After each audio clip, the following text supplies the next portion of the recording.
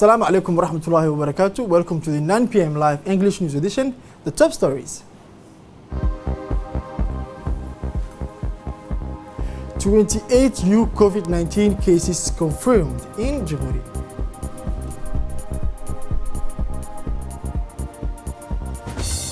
In the United States, more than 20,000 dead, the heaviest toll in the world. Hello, welcome to our newsroom for having the news in details.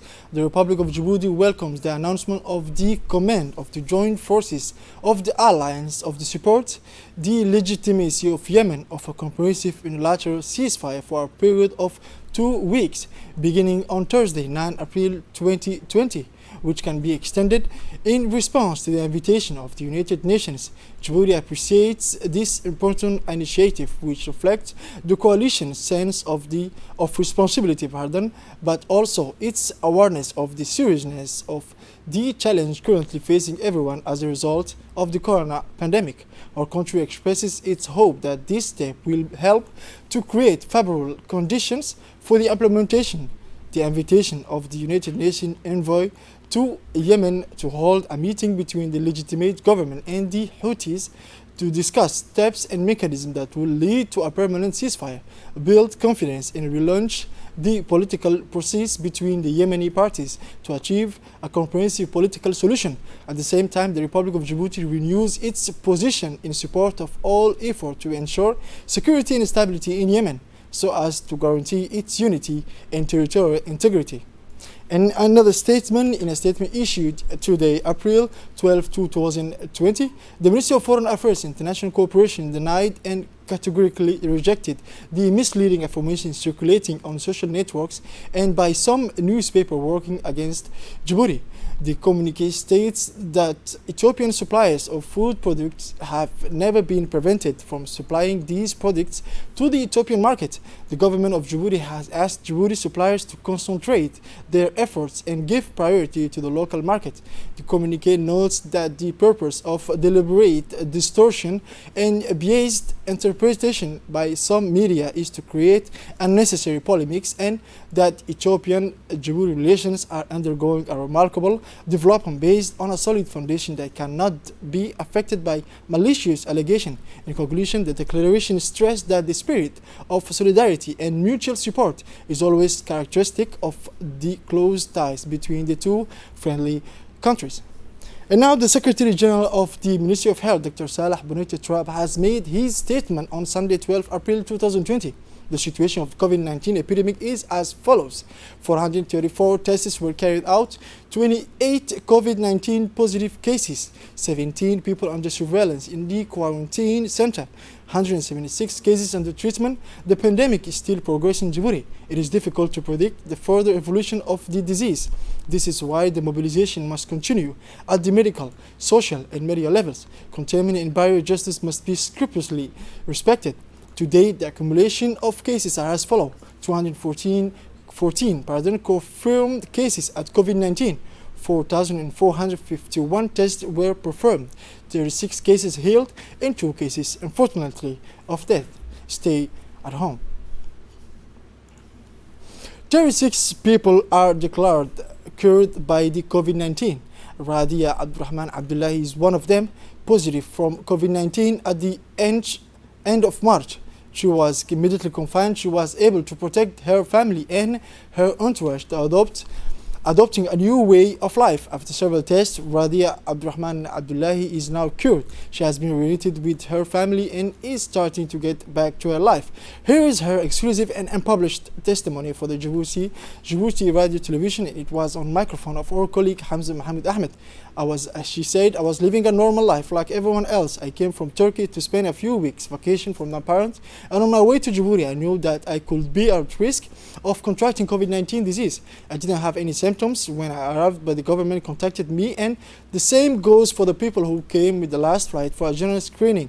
As soon as I got the confirmation that I had the virus, I went directly to Bufar Hospital. It was a shock for me, of course, and I was aware that I came from a fairly big city, which Ankara So from the beginning, I tried not to have contact with my family as much as possible. her neighborhood, her own choice in how she lives her life after this short period of time. From now, she said on, I will be vigilant to everything. Then I adapt now with my normal life. My message is to be vigilant, especially to wash your hands constantly and regularly.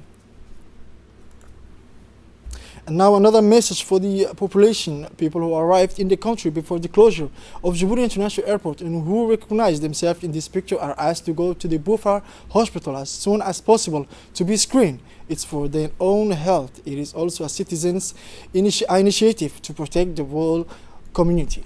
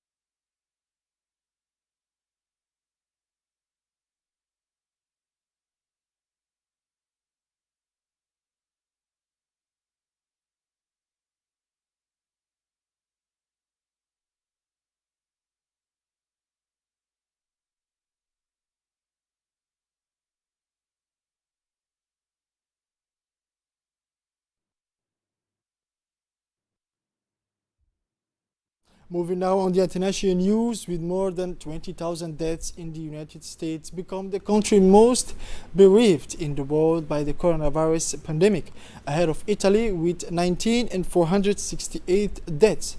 The US death toll from the coronavirus pandemic has become the highest in the world with more than 20,000 deaths according to Johns Hopkins University figures.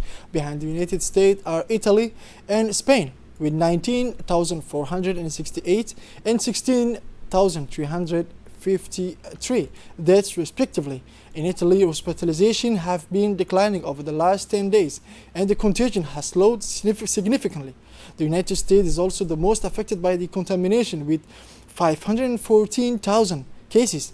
On Friday, the country had already become the first in the world to exceed 2,000 deaths from the coronavirus in just one day, with 2,108 additional deaths recorded in 24 hours.